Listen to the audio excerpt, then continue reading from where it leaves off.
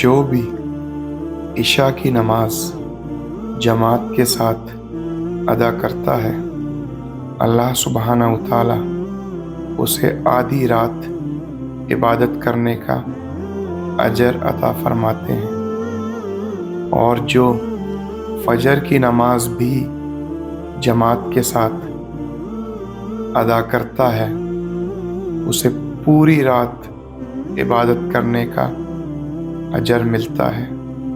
اللهم صل على سيدنا محمد النبي الأمي وعلى آله وصحبه وسلم.